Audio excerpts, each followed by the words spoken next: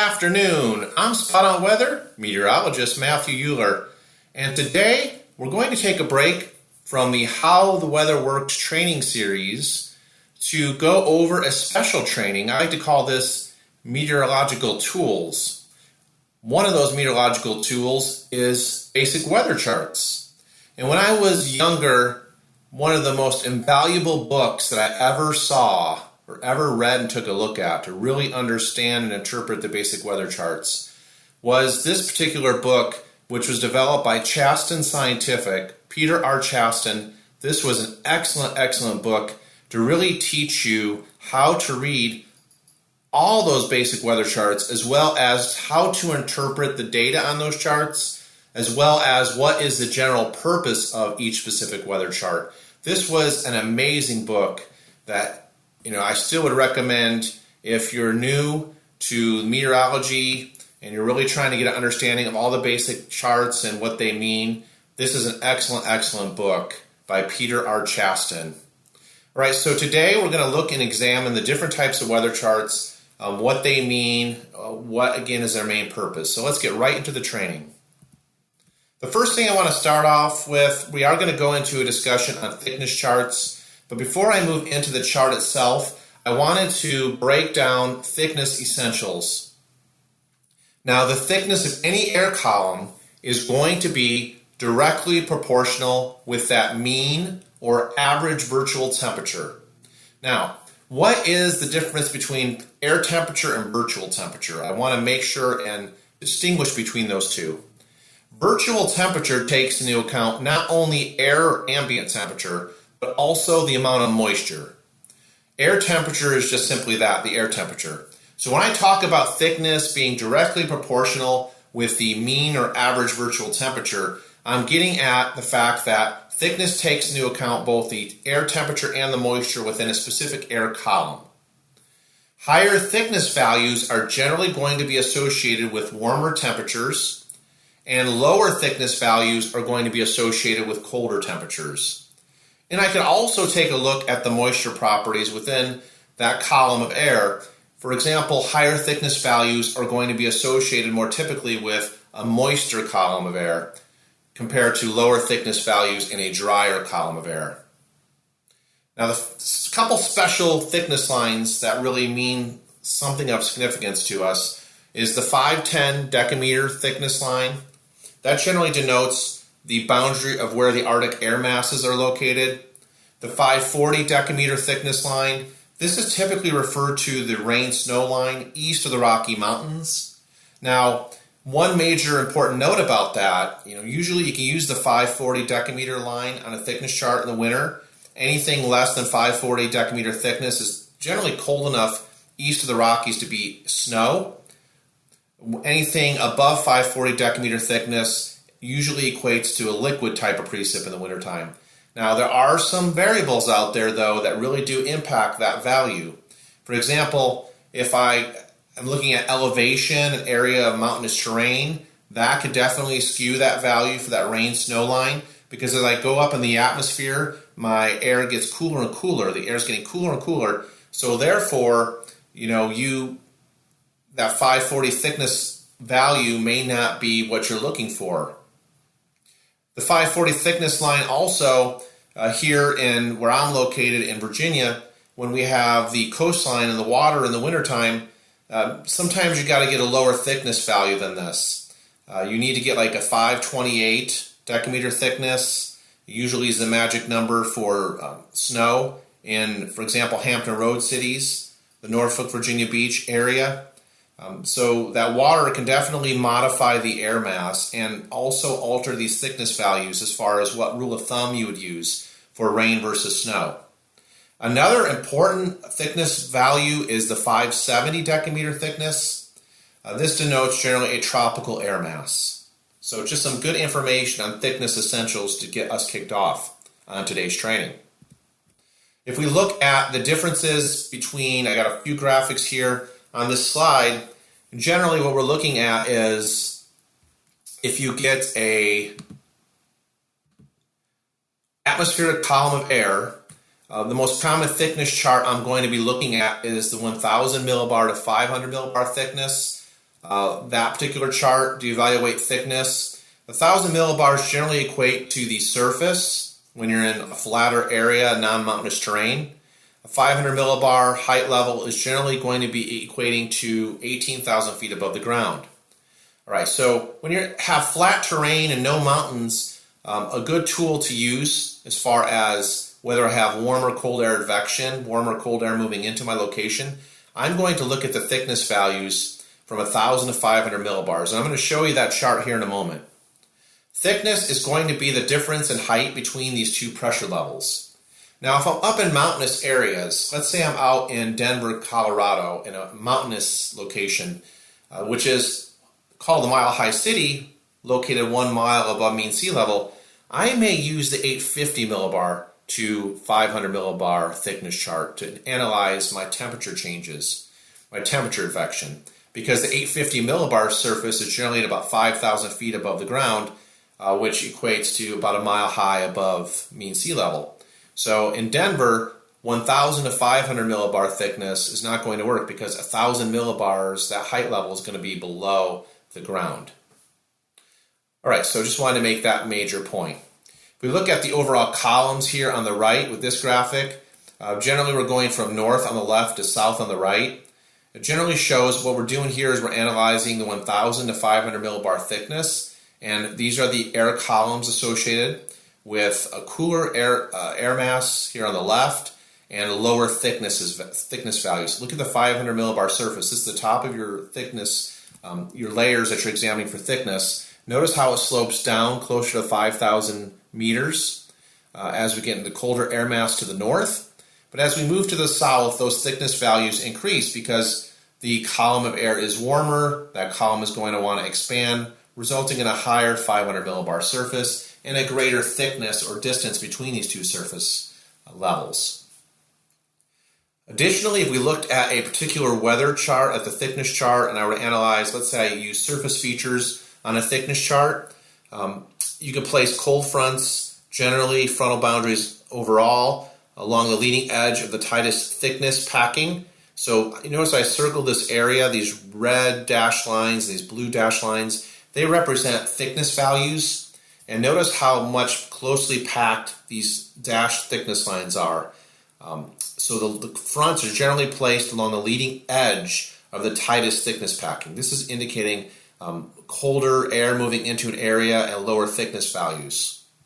And then here is an example of a 1,500 millibar thickness chart. And I'm going to break this chart down here in a moment, but just goes to show you, we talked about the various thickness lines and their importance.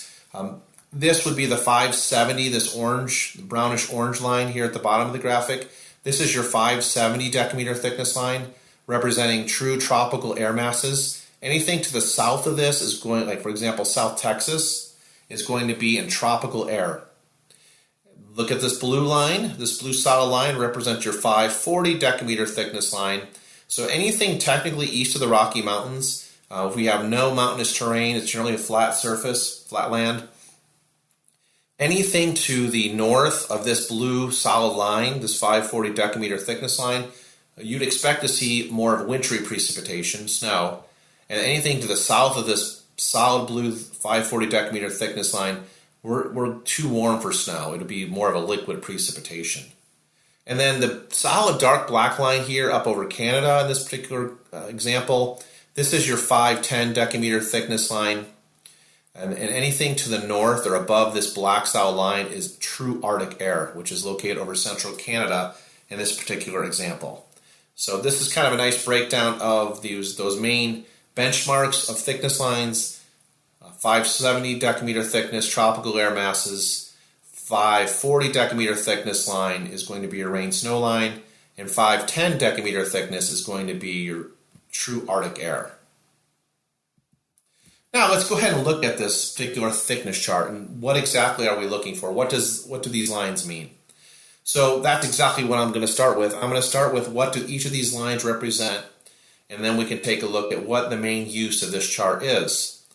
All right, so the dark solid black lines on this 1,000 to 500 millibar thickness chart, that's going to represent your surface pressure. Surface pressure, these are your isobars. They're usually spaced. These lines of equal barometric pressure, isobars, are spaced at 4 millibar intervals. So you notice everywhere along this particular dark solid line has a barometric pressure of 1,024 millibars. See this 1024 here stamped, associated with this line. Now, if I move outward away from that higher pressure, my next solid dark line, my isobar, is 1,020 millibars. Everywhere along this line, the pressure is 1,020 millibars, and so on. 4 millibar increments overall. The dashed blue and red lines on this thickness chart generally indicate the thickness values themselves. Anything that's dashed red is usually going to be above 540 decameter thickness. Anything that has a dashed blue line is 540 decameter thickness or lower thickness values. Okay? This is a very useful chart. Before I get to the big uses of this chart, I also want to mention this third bullet where we talk about thickness packing. Now, when the lines, these dashed lines, these thickness lines are packed closely together, that is indicative of a stronger temperature gradient or a greater horizontal change in temperature over a shorter distance. And the tightest thickness packings generally occur during the winter season when we have much colder air masses moving southward and meeting these mild air masses. You get a very strong cold fronts in the wintertime, and you get very tight thickness packing.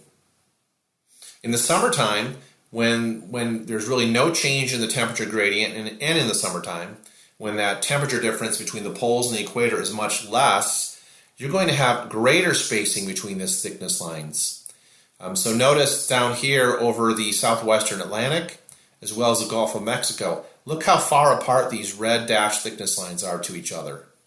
So this would indicate generally a very weak temperature, very small temperature changes over a horizontal distance, a weak temperature gradient. And also that's synonymous with the thickness gradient itself. Okay, and also, I definitely need to mention that too. Whenever you have these thickness lines packed really close together, like up here, then you generally have a lot more wind.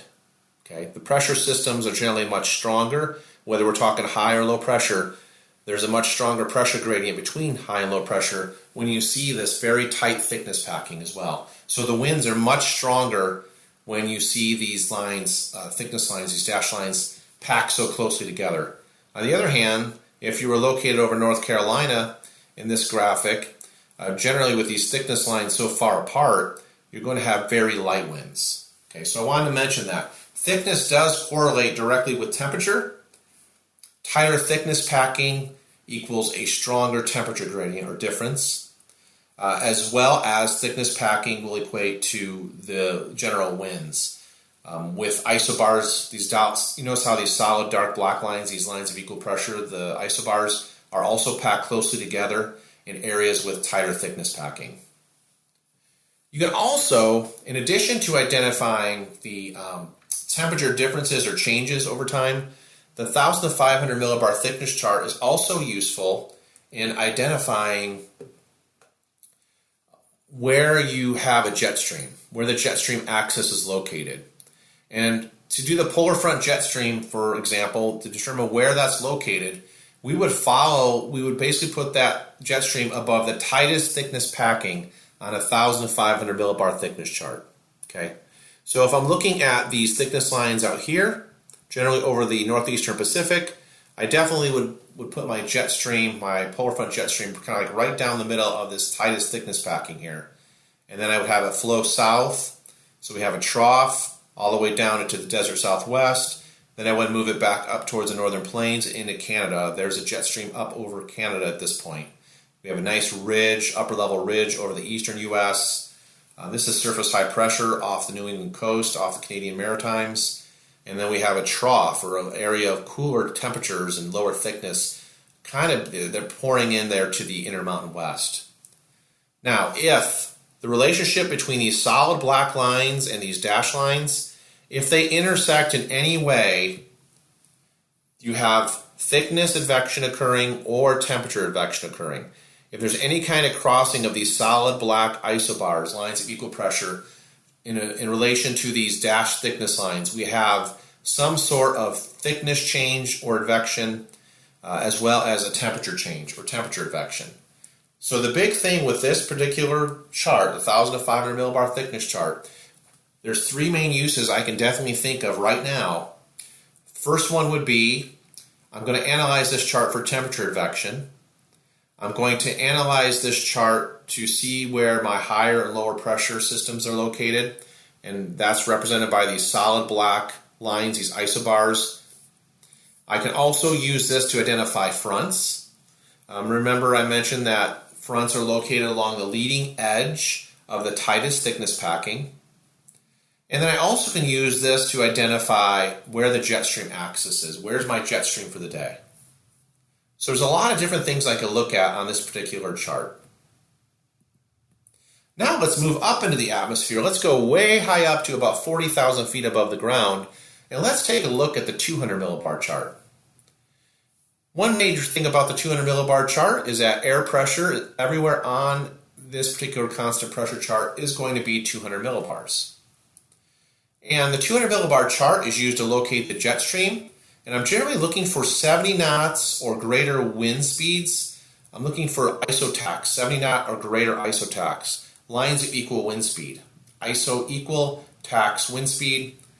A 200 millibar chart is used to locate the subtropical jet stream as well, since it occurs closer to the equator at 30 degrees north latitude, the subtropical jet, so it's going to be higher in the atmosphere. So we'd want to use a 200 millibar chart vice a 300 millibar chart to identify the subtropical jet stream. By the way, 200 millibars equates to about 39,000 feet in elevation or 12,000 meters. I round it up to about 40,000 feet, but in general it's in that ballpark area. Now the height on the chart is going to range from 35,000 at the lowest point up to 41,000 feet. And there's the meters as well next in parentheses to the feet units. Here is an example of a 200 millibar chart, and let's go ahead and break this down. The solid lines on this chart, solid black lines here, are going to indicate the height in meters of the altitude where 200 millibars is located. The wind barbs are going to show wind speed and direction. So you see these little blue wind barbs all over the chart. They generally tell me which way the wind is blowing, or what direction it's coming from, as well as these barbs on the wind barb itself indicate various wind speeds. Now the height values are generally truncated, meaning there are certain digits that are always the same and are omitted to decrease the chart clutter. So you see the different values here. I'm going to go to the top of the graphic here, the top of this chart. So you have 1120, I believe it's 1126, 1140, 1152, 1184. So you see the numbers, these small black numbers associated with each one of these constant pressure surfaces. The 70 knot wind speed criteria is used to identify the jet stream, and on this particular chart it's going to be denoted that 70 knot wind speed is going to be in the light blue shading. So anywhere you see the light blue coloring, that indicates 70 knot winds, and that generally indicates where your jet stream is located, the technicality of a jet. During the summertime, the altitude of the jet stream is going to increase in elevation because of a warmer atmospheric column. It's going to be more expansive, that column of air, so your jet stream is going to be higher in altitude during the summertime. So what we're looking at on this particular chart is we're just looking to identify the main jet stream axis, where it's located. In this particular example, we see the main jet stream axis is indicated by this dark blue line. This is your axis, okay? And then you'll see other little fingers of jet streams located to the south. 70 knot wind speed, again, being the main criteria, the light blue shading. So it's also important to look at this chart to identify areas for long wave troughs and long wave ridges. So this example here shows a long wave trough. See this U shape here with the jet stream? That's your long wave trough over the western U.S. And then we have anticyclonic curvature. The winds are basically changing direction anticyclonically across this ridge axis. So this is a long wave ridge over the eastern U.S. So there are your main uses for the 200 millibar chart. Jet stream location, as well as the identification of long wave troughs and ridges. Now let's move down in altitude to the 300 millibar level, where air pressure everywhere on the 300 millibar chart is going to be exactly that, 300 millibars. Now 300 millibars equates to about 30,000 feet in elevation, or 9,100 meters. The chart height ranges from 27,000 to 32,000 feet. The 300 millibar chart is also used to identify the location of the jet stream and the position of long wave troughs and ridges, very similar to the 200 millibar chart. Additionally, this chart can be used to identify, we talked about the importance of those accelerated regions of wind speed within the jet axis, they're known as jet streaks. Very important. We talked about ageostrophic wind associated with those jet streaks. Or accelerated wind speed areas. That's what a jet streak is. Okay, so let's take a look. Let's move on here. All right. For 300 millibar chart, very similar to the 200 millibar chart. Solid lines on this particular chart represent height contours. You have wind barbs here in the blue coloring, indicating wind speed and direction at various upper air stations. For the heights of each 300 millibar contour, the last digit 0 is omitted from the chart.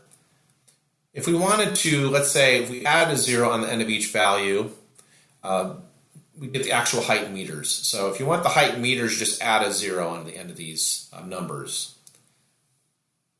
The higher the height value, the warmer and more expansive the air mass, and the lower the height value, the colder and more dense the air mass. Isotachs, or those lines of equal wind speed, will also be analyzed on the 300 millibar chart. We'll be looking for those accelerated regions of wind speed within the jet axis, those jet streaks. They are not shown particularly on this particular 300 millibar chart, but on some of the model data, you definitely can see where those accelerated regions of wind are occurring in association with the jet stream. You'll be able to definitely use model data to look at, where are those jet streaks located. Looking at the chart here, we can see that the jet axis, very similar to the last 200 millibar chart, not much of a difference. Take a look, 200 millibars, 300 millibars. Notice that we have this U-shaped to the jet stream, this U-shaped pattern. That indicates I have a trough axis, a long wave trough axis, stretching from Wyoming down through Colorado and New Mexico. We have cyclonic turning of the wind barbs at this particular level of the atmosphere. So we have a trough and cooler temperatures into the trough out in the western U.S., and we have this ridge once again established, stretching from the Florida Panhandle all the way up through the upper Midwest and the UP of Michigan. Just as a reminder with jet streaks, and there's plenty more explanation on these in my previous training videos on how the weather works, storm development is generally going to be favored in the left front and right rear quadrants of jet streaks, while fair weather is favored in the right front and left rear quadrants. So you want to look at the 300 millibar wind speeds, see where the jet axis is occurring, see what the degree of curvature is in that jet axis. You want to look at those accelerated wind speeds, those jet streaks on the model data. And if you happen to be located either in the left front quadrant or the right rear quadrant, those are favorable areas where we have upward rising air, and generally that's where we're going to have some type of storm development, clouds, precipitation. On the other hand, if your location is located beneath the right front or the left rear quadrants, you're going to be in a favorable area where you have upper level convergence and sinking air motion, more favorable weather overall. Now there are cases where two jet streaks can merge. One from the polar front jet stream and one from the subtropical jet can actually merge right on top of each other. And when you get, so let's just say that we have two jet streaks on top of each other. If you're beneath the divergent quadrants, the left front quadrant of both jet streaks, the subtropical as well as the polar front jet, those two jet streaks are basically over the top of each other. You are going to have some explosive storm development, a very, very intense upper level divergence occurring. Now let's move down to the 500 millibar chart. The 500 millibar constant pressure chart is also a very key upper air chart used by meteorologists. The height on the chart ranges from as low as 16,000 feet up to nearly 20,000 feet. We generally consider the average height above ground at 18,000 feet for the 500 millibar level. This chart is considered the middle of the atmosphere, And it's used to identify a different type of wave. They're known as shortwave troughs and ridges. And they can be used to identify areas of positive and negative vorticity advection, upper level divergence, upper level convergence as well. There's a definitive rule here when we look at short waves. So we looked at 300 millibar for long wave troughs and long wave ridges. We looked at 200 millibar charts for long wave troughs and ridges. But on the 500 millibar chart, the middle levels of the atmosphere, we have these very important shortwave troughs and ridges that move through the overall jet axis. Here is an example of a 500 millibar chart, generally showing you the last digit on these values is once the last digit 0 is omitted in each of these values. So if you wanted to look at figure out what these units were in meters, you just add a 0 on each of these. For example, a value of 570 on this chart would equate to, if I add a 0 on the end, to 5,700 meters. So these values are actually in decameters when there are 3 digits like this. Solid lines represent height contours once more. See these solid dark lines, while the wind barbs represent wind speed and direction. Now, for shortwave troughs and ridges, that's really what the main use of this chart is. If I have more of a U-shaped pattern like this to my height contours, my solid black lines, that is going to indicate a shortwave trough. And you also can see the maximum turning of these wind barbs. See how they really turn and change direction over a short distance? We have cyclonic curvature to these wind barbs. That generally indicates where my shortwave trough axis is located. In this case, it would be located over Colorado down into New Mexico. And so I'd be very interested in if you're located out ahead of this shortwave trough axis, you generally have rising air motion, clouds, and precipitation. I'll get more into that. I have a much more detailed How the Weather Works training video that will be coming up that I'll really dive deep into the shortwave troughs and ridges, vorticity advection associated with each, and then the convergent divergent patterns associated with each. But for right now, you see a shortwave trough at this location, a U-shaped pattern over the western U.S., and then generally when you have a upside down U pattern in the height contours, upside down U shape, that generally indicates a shortwave ridge. Shortwave troughs are associated with inclement weather, especially out ahead of the trough axis, and the shortwave ridges are associated with fair weather ahead of that ridge axis. When we look at vorticity, if I want to examine vorticity a little bit more closely, what exactly is vorticity? Vorticity is simply the rate of spin of an air parcel, and we are most interested in the rotation perpendicular to the Earth's surface. Air parcels can spin either clockwise. If they spin clockwise, that indicates negative vorticity. If the parcels spin counterclockwise, that indicates positive vorticity. And on the 500 millibar chart, vorticity is generally considered absolute. Absolute taking into account the rotation of the Earth plus the parcel spin. Okay, and that's kind of like what I covered here in the last bullet here. How absolute refers to the sum of the relative vorticity imparted to an air parcel by the flow around it, as well as the rotating Earth beneath it.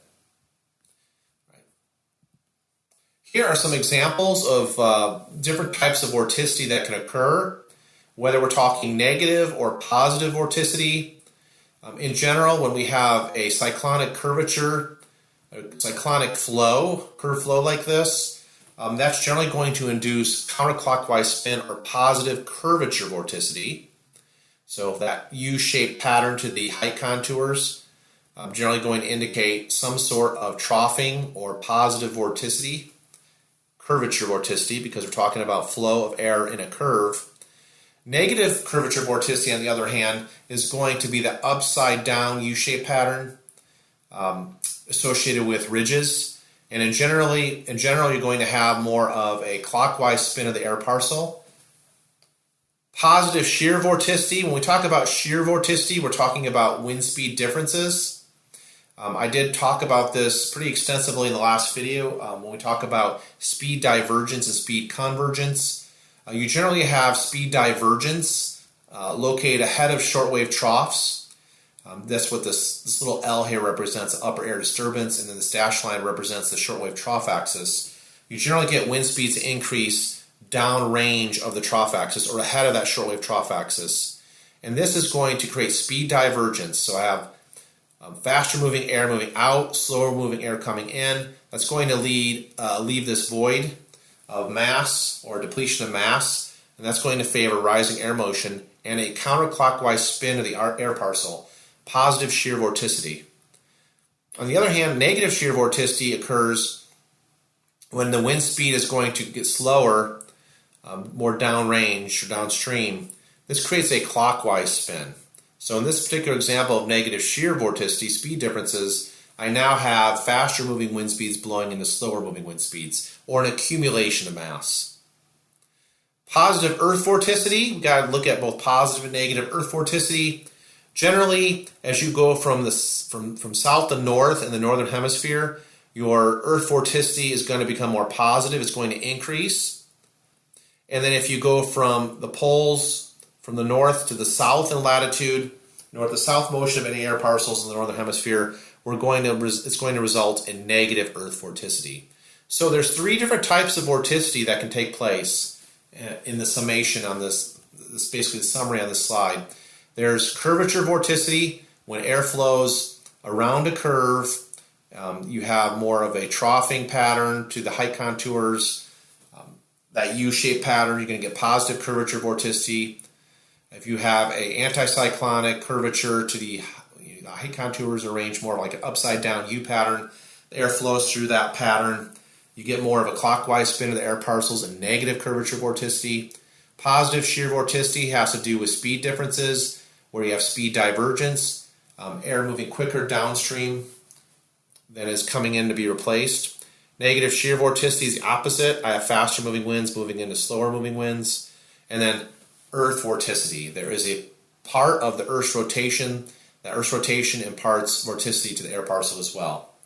If my parcel is moving from south to north in the northern hemisphere, I have positive earth vorticity. If it's moving from north to south, I have negative earth vorticity. So that's why we talk about it in terms on the 500 millibar vorticity chart of absolute vorticity. We're taking into account the flow and the curve flow, parcel flow or movement in curve flow, as well as speed differences, which are associated with accelerated regions within the jet axis. And then we talk about earth vorticity. We have to talk about all of this. If we look at an example here on the right of a 500 millibar analysis, I'm just showing you various types of vorticity on an actual weather chart, a 500 millibar chart. In general, what you're seeing is here on the far right, we have an example of positive shear vorticity. Our wind speeds, if we were zooming in on this area, we would see the wind barbs. The wind speeds are much stronger at this location than they are here. And so what we're getting is speed divergence ahead of the shortwave trough axis. So this would be an area where I have speed divergence or ahead of a shortwave trough axis. That'd be a favorable area for rising air motion and positive vorticity. In this particular example, I have negative shear vorticity. But again, when you see the word shear, think of speed differences. And with negative shear vorticity, what it's saying is that I have slower moving wind speeds at this location. I have faster moving wind speeds coming in to replace those slower moving wind speeds. In other words, I have upper level convergence occurring at 500 millibars in that area. Positive earth vorticity, this is showing how a parcel, as it moves from the southwest to the northeast, it's gaining latitude. And with that gain of latitude in the northern hemisphere, it's going to result in increasing values of earth vorticity, positive earth vorticity values. If the parcel moves generally to the south, let's say the parcel is moving from north to south within this shortwave trough, generally in the backside of the shortwave trough, that's going to result in negative earth vorticity. I'm gaining latitude. My latitude is getting larger as I move south. So that's resulting in negative earth vorticity or lower earth vorticity values. For curvature vorticity, if you note here, if an air parcel is moving around the curvature of this trough, I generally have a U-shaped pattern. This is obviously a trough here. The height contours, the solid lines are showing a troughing pattern here, a U-shaped pattern. That's going to indicate a positive curvature vorticity to this air parcel as it moves around that curve flow. And then negative curvature vorticity occurs downstream of that trough in the form of this shortwave ridge. Generally just showing how the air is going to go across this anticyclonic flow, anticyclonic curvature, is going to result in negative curvature vorticity. So in general, when we talk about vorticity, when we see higher values of vorticity moving into an area, we generally term that expression positive vorticity advection. Sometimes you'll see DPVA and National Weather Service discussions, differential positive vorticity advection. Now when lower values are moving into an area, we term that negative vorticity advection. Why do we look at these values of vorticity? Why do we examine the 500 millibar vorticity? Because positive vorticity advection, when I have higher values of vorticity moving into my area, those are typically going to occur out ahead of a shortwave trough and behind a shortwave ridge on a 500 millibar chart. By the way, these shortwave troughs and ridges, as well as vorticity, can also extend down to 700 millibars. Negative vorticity advection, on the other hand, NVA, that typically occurs behind a shortwave trough and ahead of a shortwave ridge on a 500 millibar chart, and this can also occur on the 700 millibar chart if we have a major shortwave involved. It extends through a deeper vertical depth of the atmosphere. But in general, PVA is associated out ahead of shortwave troughs with rising air motion, storm development, precipitation, whereas once the shortwave trough axis passes, we usually switch over to an NVA situation, negative vorticity advection, where the air begins to sink after the storm passes an area. For NVA, typically associated when we get these lower values of vorticity moving into an area, we generally associate those with fair weather, upper level convergence.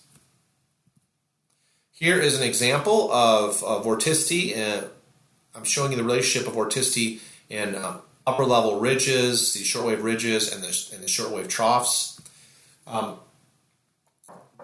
Generally, let me just explain this chart here. So the blue coloring indicates negative vorticity areas. The red shading indicates positive vorticity areas. And this gray area is going to indicate negative vorticity advection behind the shortwave trough. And the PVA, or positive vorticity advection, occurs ahead of the shortwave trough. Okay? So in general, what we have, here's a great summation, a summary of everything. The relationship between upper level troughs and ridges, as well as the vertical air motion. And when we're talking about the shortwave troughs and ridges, in general, if this were, here, let me go ahead and do a drawing tool here. This will help explain it a little bit better. Let me do the pen here. Okay, so this squiggly line here is going to be my ridge axis. This is going to be my shortwave trough axis, okay? So in general, out ahead of shortwave troughs, let's start on the right-hand side here. That area out ahead of the shortwave trough, this red line I drew, is going to be associated with upper-level divergence, the removal of mass aloft, mid-tropospheric upward motion at that level of non-divergence, which I covered in the last topic on How the Weather Works training series, and then clouds and precipitation. So your bad weather is going to occur out ahead of the shortwave trough axis, okay? This is associated with that positive vorticity advection, which you see up in this location here, okay? This is it right here on this chart. Now, if we look at the right behind the shortwave trough axis, we generally have upper level convergence now, mid-tropospheric downward motion at that level of non-divergence, and mostly clear skies. So you get fair weather and negative vorticity advection behind the shortwave trough axis. Now behind this ridge axis, the pattern kind of just, it works in a cycle. Behind the ridge axis, we're now getting upper level divergence again, mid-tropospheric upward rising air motion, and clouds and precip after the shortwave ridge axis passes. So it's a pattern. These solid green lines represent your height contours at 500 millibars. Your wind's generally geostrophic at this level at 500 millibars. Remember, geostrophic. Generally, the wind is going to blow parallel to these height contours. Okay, and so these areas of positive, so this would be positive vorticity. I'll put a plus sign there. This would be negative vorticity, negative sign, and this would be positive vorticity. So the wind is going to blow. Let me get this here. Let me change the color here. The wind is going to blow parallel to these height contours. It's not going to touch it. It's parallel. So as you can see by these arrows, the overall areas of positive and negative vorticity is going to fluctuate from day to day at 500 millibars. The wind is going to blow these different values of vorticity into a specific area. And you have to also analyze for these shortwave troughs and ridge axes where they're occurring. Now, a lot of this on the right, a lot of this I wrote up, is probably going to match exactly what I just explained, but we'll just go through it real quickly here. So, PVA, or positive vorticity advection, this term right here, that is going to lead to upper level divergence and removal of mass aloft with rising vertical air motion from the surface, from the ground up. This is going to result in clouds and possible precipitation if you're located out ahead of a shortwave trough axis with PVA. It's associated with wave cyclones. Negative vorticity advection, on the other hand, which can be right here, right? That leads to upper level convergence and addition of mass aloft with sinking vertical air motion from higher aloft toward the surface. And this is going to result in nice fair weather, and it's associated with high pressure systems. Pedersen rule, this is a very important rule I learned when I went through meteorology school. You can look up Sverre Pedersen, Google that name, and he did some exclusive, very extensive work on wave cyclones and the relationship of the upper wave pattern.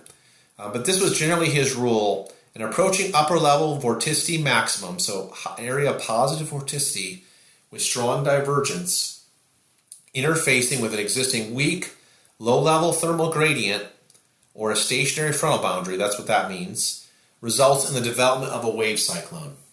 Okay? And that's Pedersen's rule. I remember I used to have to recite this from memory when I went through meteorology school, but it's a very important rule. We talk about the cyclone model and the different three-dimensional aspects, the vertical aspect of how things aloft are stacked down to the surface.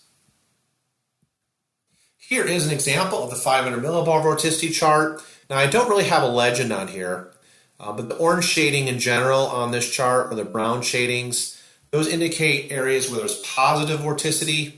And then if there's no shading at all on this particular graphic, that indicates negative vorticity areas.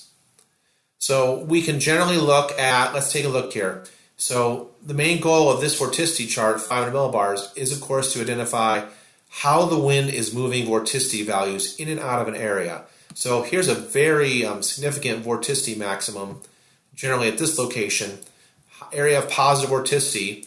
Now look at the wind barbs. They're generally blowing from the west at this point, and then the wind flow is kind of like this into this trough axis. So with time, I'd expect this area of positive vorticity to follow the upper level winds in this general area like that.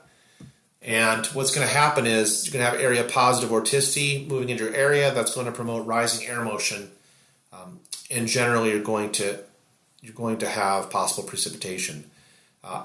If I look at the trough axis itself, let me go draw that again here. This is the trough axis. Generally out ahead of that trough axis, I do have an area of vorticity, positive vorticity that's developed. This is a ridge axis here, kind of blowing back toward the northwest into Canada. And generally I'm going to have a negative vorticity advection at this location here, out ahead of that ridge axis. So I'd expect fair weather is occurring on this particular day at this location I just circled. So you're looking at the values, vorticity, how they move in and out. They're blown by these upper level winds into and out of areas. These shortwave troughs and these shortwave ridges have a huge impact on our surface weather. Whenever you get higher vorticity, it generally leads to upper level divergence. And if you get negative vorticity moving into your area, that leads to upper level convergence, sinking air motion. So very important to watch this evolution. The associated vorticity values on a day-to-day basis, they have huge implications on our weather at the surface. Now let's move down to the 700 millibar chart. This is at about 10,000 feet above the ground. The air pressure at 700 millibars is pretty much commonly said to occur near 10,000 feet in elevation. And then there are your heights. Let me go back to this here. These are your heights for the 700 millibar chart, generally from 7,700 to 10,500 feet. And the 700 millibar chart is very similar in use to the 500 millibar chart, in which we're using that chart to identify shortwave troughs and ridges. Now, if there's a difference between a minor and a major shortwave. And that big difference is a minor shortwave is only going to show up at 500 millibars, whereas a major shortwave is going to show up at both 500 and 700 millibars, more than one level. So minor shortwave shows up at one level in the atmosphere, major shortwaves at 2 levels. Okay. Additionally, we can look at the 700 millibar chart to identify areas of moisture advection, how moisture is moving in and out of an area, whether it's getting more moist or more dry, as well as vertical motion. Omega is something that represents vertical motion on a 700 millibar chart. The sign of omega is generally going to be relative to the Earth's surface. Motion away from the Earth's surface is going to indicate rising air, and it's given a minus sign, and you'll see it in a red color, while motion toward the surface is going to indicate sinking vertical air motion. It's not given a sign, and it's positive in value, blue color. Right, so let's first take a look at the 700 millibar chart, and let's look at it for moisture. Now, the major thing to realize about moisture in the atmosphere is the deeper or the greater it extends in the vertical, the greater the probability you're going to see precipitation. Green shading on this particular 700 millibar chart, when we're analyzing the moisture, that green shading is going to indicate the moisture itself. Highest relative humidity is going to be in the darkest green shadings. So anything where you see dark green, there's a lot of moisture at the 700 millibar level. Solid lines, solid black lines, as we've examined in the past few weather charts, indicate height contours. You also can see upper level highs and low pressure, low height centers, I should say. You can identify upper lows, upper high, height centers. You can identify the shortwave troughs and ridges, similar to the 500 millibar chart. So an example would be at this location here over the Western Atlantic. This is showing some very light winds at 700 millibars at 10,000 feet. And generally we have a black solid height contour line closing off. That would indicate an upper level high height center. When it's lower heights, this is also an upper level high height center. When you have an enclosed circled area, dark solid height contour, and it's a lower height value associated with it, that's generally going to indicate an upper level closed low. The last digit 0 off these values is once again omitted. So these units without the 0 on the end are in decameters. If I wanted to convert them back to meters, I would just simply add a 0 onto these values. Wind barbs denote wind speed and direction. Negative values indicate rising air and are denoted in red, whereas we talk about omega. Omega has to do with the vertical air motion, whether it be up or down. Whenever you have motion in the moving away from the surface, rising air, and you see the minus values and the red coloring, and you have a lot of moisture available, that would be very indicative of potential precipitation. Because you have a very deep layer of moisture, plus you have rising air, which is going to result in the clouds and the precipitation. Whereas if you have omega values, which are positive or blue color, that's going to indicate areas where the air is sinking. All right, so I don't really have an example of the omega chart for the 700 millibar level, but it is just an introduction to some of the uses of the 700 millibar chart. Moving on to the 850 millibar chart now, we're working our way closer to the surface. This is a pressure level near an elevation of about 5,000 feet. Though it can range from 3,800 feet to 5,200 feet, the 850 millibar chart is used to identify areas of warm and cold air advection and moisture advection as well. The 850 millibar level is the surface of locations such as Denver, Colorado, as I mentioned earlier in the training video. Denver's surface is at 850 millibars. So if I were to analyze thickness, I'd want to start with 850 and work my way up to 500 millibars there. I would not want to use 1,000 millibars in Denver as my starting point. Other mountainous locations may actually see that 850 millibar level below the surface. So if you go to, let's say, a city located at 8,000 feet above mean sea level, that 850 millibar level is actually going to be lower than the surface. Here's an example of the 850 millibar chart. Again, solid dark lines indicate height contours. The last 0 is, again, omitted off these values, so we're looking at this height in decameters. Again, to convert decameters to meters, simply add a 0 on the end of the values for the units. For example, a value of 135 on this particular chart. There's one right here over eastern Colorado. I can make that 135 decameter value into meters by simply adding a 0 on the end, and that would give me 1,350 meters. Now, the amount of moisture is critical to precipitation forecasts when we look at the 850 chart. There's something that's known as precipitable water, abbreviated PW, the initials PW, and this is a measure of the depth of liquid water at the surface that would result after precipitating all of that available water vapor in a vertical column of air over a given location. And this usually extends from the surface up to 300 millibars, all the way up to 30,000 feet. We look at these precipitable water values. And on this particular chart, let's break down, let's see what's going on here. Okay. Precipitable water values of 0.50, half an inch or less, is considered dry. So if you get a PW value of 0.50 or less, it's considered a dry atmosphere. Values of 2 inches or greater, on the other hand, is very moist. Precipitable water less than 0.5 has no color on this particular chart. So anything you see white, that's generally indicating a very dry atmosphere. So with a lot of dry air over the western U.S. on this particular day. There are some dry pockets as well, but focus from Mexico up through the western U.S. on this particular day, we have precipitable water values less than 0.50. Light yellow coloring on this chart would indicate less than 0.50. Light yellow is 0.50 to 0.99, so almost up to an inch of precipitable water when you see these light yellow colorings, like over here over the Atlantic as an example here, over the Pacific, Eastern Pacific. And then dark yellow on this chart is indicating 1 inch to 1.49 inches of precipitable water. So if it's a dark yellow, generally in the Midwest, we have strong southerly winds at 850 millibars on this particular day, transporting plenty of moisture from the Gulf of Mexico northward all the way up into the Midwest and the upper Midwest, Minnesota, Wisconsin. We have higher precipitable water values. That means there's a lot of atmospheric juice or moisture in the air. If this air is to rise in the vertical, there's a good potential it's going to result in precipitation at the surface.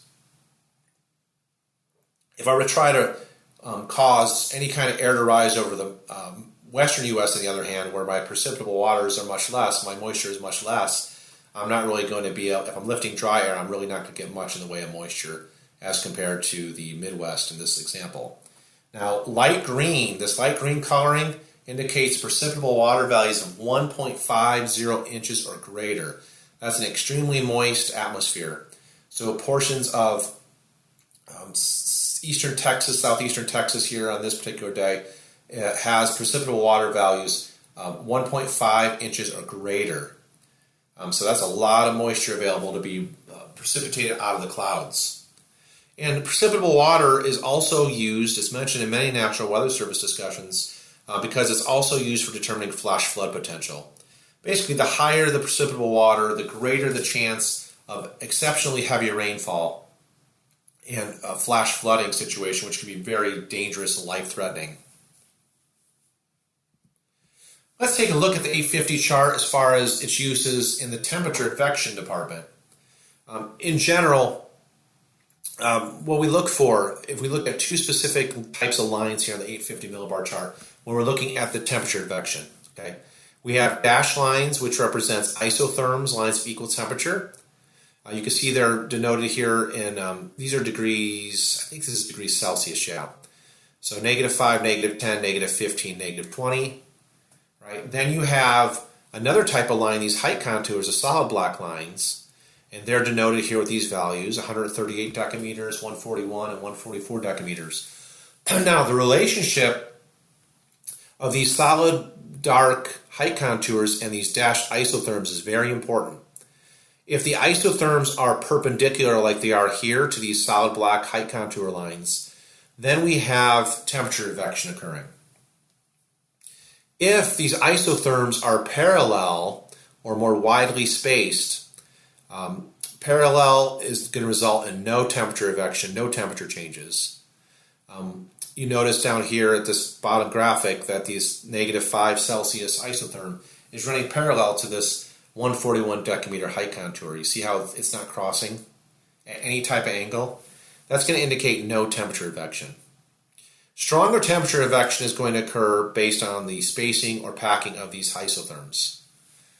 The tighter these isotherms, these dashed lines are to each other, the closer they are to each other, the greater the temperature gradient, the more drastic the temperature change over a shorter distance. So, thermal advection or temperature advection, moving cold or warm air into an area, is going to be maximized by the combination of these closely spaced isotherms. Closely spaced height contours are also going to be important. When you put these solid black lines, these height contours closer together, you got a stronger height gradient, which is going to result in a stronger wind speed, geostrophic wind. And again, the importance of looking at these isotherms, dashed lines, in relation to the black solid height contour lines, important. If isotherms are perpendicular to the height contours, the more perpendicular they are, the greater the temperature advection. Down here below, again, just showing the widely spaced isotherms, widely spaced height contours, and those isotherms dashed lines are parallel to the solid black height contour lines. So you're going to get a minimized case of thermal advection here in the bottom left. Here's an example of an actual chart. The orange colors, the yellow colors indicate warmer air. These white arrows represent the direction of where this warm air is moving towards.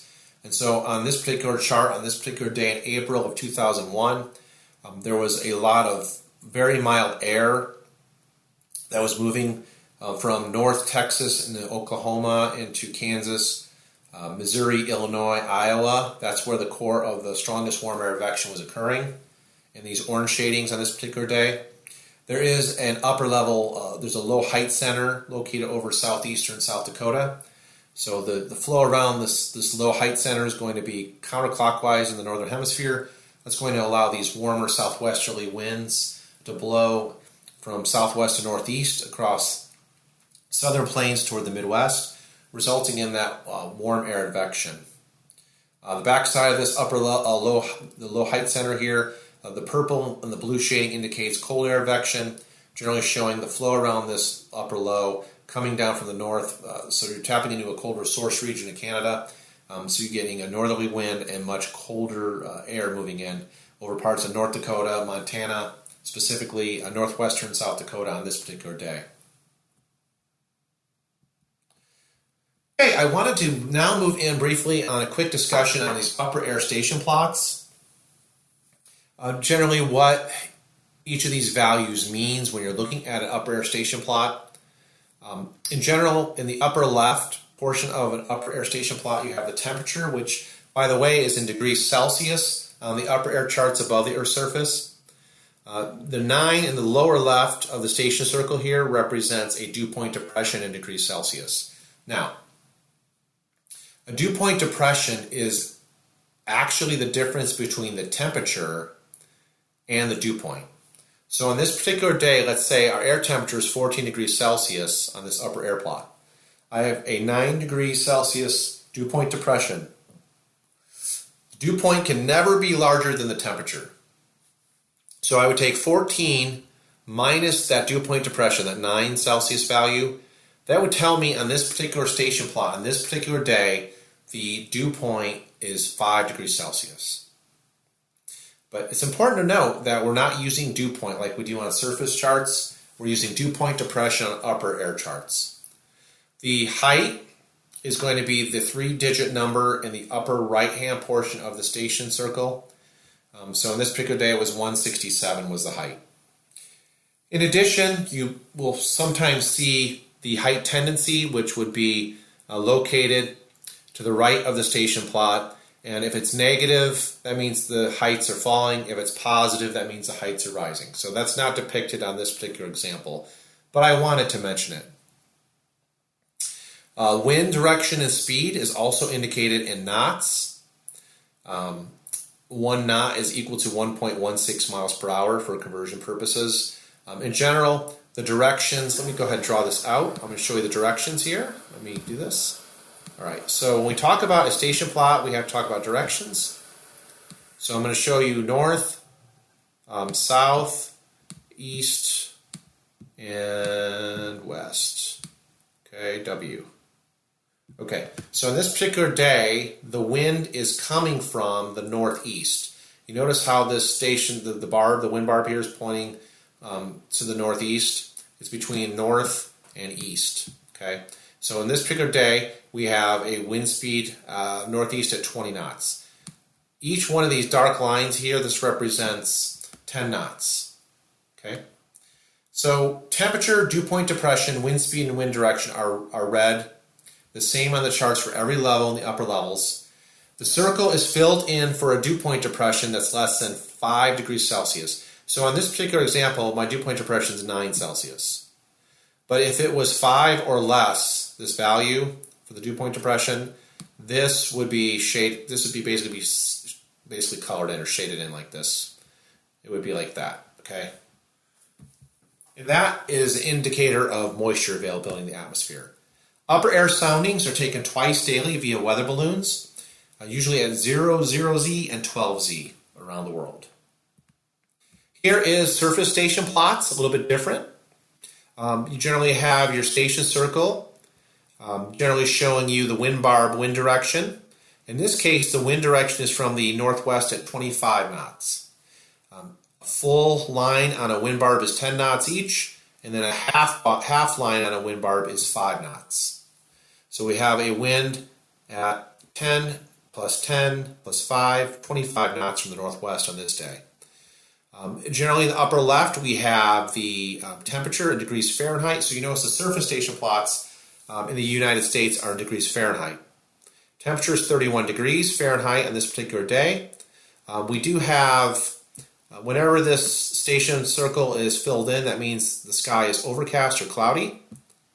Now, if it was a clear day, the station plot, or the circle here, would not be shaded in at all. It would be clear. Present weather is located with these two asterisks located to the left of the station circle or station plot. That is a continuous slight snow when you see the two asterisks like that. So light snow is occurring. It's continuous on this particular day. The dew point temperature, not the depression, the temperature in degrees Fahrenheit at the surface is in the lower left portion of the station plot. And this is 30 degrees Fahrenheit on this particular day. And then in the upper right-hand portion, you have a 3-digit sea level pressure. You basically, the 10 is dropped, the 10 or the 9 is going to be dropped off the value. So in this particular day, we have a pressure of 1024.7 millibars. Sea level pressure on the station plot is in millibars. Here are some examples of wind speeds. The source is the National Weather Service. These are the different wind barbs and the wind speeds associated with each. If you have just a wind barb, just like one line like this, there's no, you just have the wind barb itself. You don't have any lines coming off of this. That generally indicates not much in the way of wind at all. Very light wind, in fact. If you have a flag, a black flag, that's going to generally indicate 50 knots of wind. You'll see some of these black flags on the higher level, upper level charts, the upper level weather charts like 700 millibars and above. It's very common to see these type of wind barbs where you have the black flags. Here are different precipitation. These are the symbologies for different precipitation types on surface weather station plots. So if you see a solid dark line to the left of the station circle, that would indicate rain. Asterisk indicates snow. Drizzle is like a comma. Freezing rain, you see this symbol. And then freezing drizzle would be this symbol. A rain shower, you'd see a upside down triangle with a dot above it. A snow shower, upside down triangle with asterisks above it. A thunder shower is going to be this particular symbol. And then if you see this symbol next to the station plot, it's going to indicate fog. It's like an equal sign with 3 horizontal lines. And then haze is a sideways 8. Here, this particular portion of this shows whether the precip is light intermittent, light continuous, a moderate type of precip, or heavy. So you notice you get the most dots with heavy precipitation. You got 4 dots. Cloud cover in eighths. Generally, if the station circle is not shaded in at all, you have no clouds, you have a clear day. 1/8 of the cloud coverage would be just a vertical solid line, and then so on. You get all the way down to 8/8 coverage of the sky with clouds. That's going to indicate an overcast. And here are the different types of surface front symbologies used on surface weather charts. Generally, cold fronts, an area where cold air is replacing warm air. You'll see this blue line with these blue triangles, these barbs pointing in the direction of the movement of the cold air. A warm front symbol is a red line with these red half semicircles or moons pointing in the direction of warm air movement. A stationary front is a front with very little movement. It's a line with alternating these red warm front symbols, these half semicircles, and these blue triangles. They indicate very little movement in the front. And then stationary, or rather occluded front, here to end it. This is generally a purple line with the semicircles and the solid triangles on the same side of the line. And it's a purple coloring for an occluded front. Notice with a stationary front how the semicircles and the triangles are on opposite sides of the front, whereas occluded front, they're on the same side. And then to end today's training on basic weather charts, we're going to look at the surface weather chart now. If we're looking at a surface weather chart, we're analyzing for areas of surface low pressure and surface high pressure. Where are those centers located? We're also looking to analyze the placement of fronts, surface fronts, whether they be stationary, occluded, warm, or cold. We're also looking at the specific station plots, wind barbs showing wind direction as well as wind speeds, the present weather. Dew points are indicated on this, the sea level pressure at each particular station. In general, we look at the isobars as well.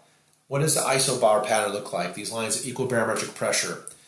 What do they look like on a particular day? So in particular on this surface weather chart we're looking at, the solid brown lines are areas of equal surface pressure known as isobars.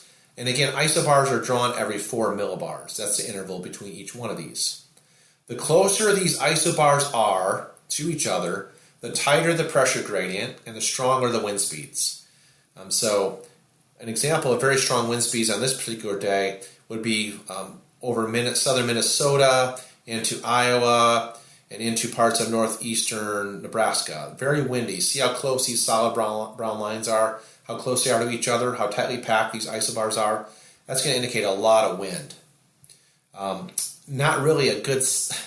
There's really not much of a good area to show you lighter wind speeds based on the isobar spacing, but I guess if there was one, it would be generally in this location here. Let me do my pen real quick.